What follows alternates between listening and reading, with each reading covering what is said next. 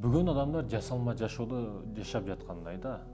Мисалы соцсеттерге, интернетке бардыгы өзүнүн сонун тамактарды жеп жаткан, вилка менен тарактатып аткан, алып жаткан жаңы кийимдерин мактанып аткан, Түркияга барабы, башка жерлерге барабы, бүт сонун жерлерде сүрөткө түшүп аткан.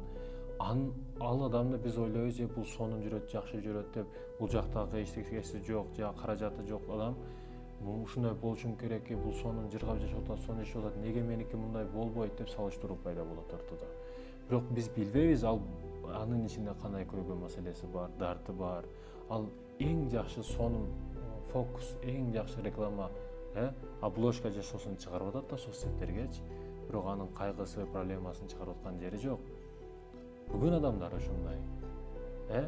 Алып жаткан кийимдерин кайсы магазиндин алды, бренди кандай, ошого чейин тартып чыгарып аткан учуру да.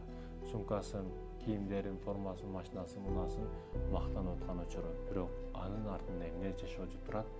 Анын чыныгы жүзү кандай? Аны биз билбей атабыз да.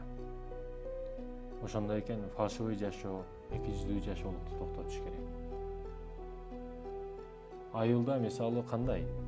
Айылдагы жашоо өтө кызык го.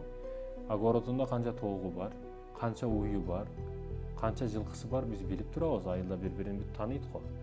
Анан той кыл деген маселеде тойду эми бүт эч нерсе чыкпаган нерсе чыгып кетет да. Кредит алып берет, өтөт, чачып берет да баягы адамчы. Бирок эл билип турат ошону, үйүндө канча, кандай жумуш кылат, кыздары кандай тарбия алган, бүт билип турат. Бирок ошо той кылганда эле көрсөтөйүн деп калат да. Биз урматтуу мекендештер, фальшивый жасалма жашоону токтотушубуз керек. Өзүбүздө барды коюшубуз керек. Жокпу?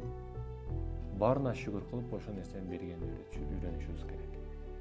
Жок нерсени арамдан адалдан кылып тыгыштын кереги жок. Жемейдин кусмайы бар.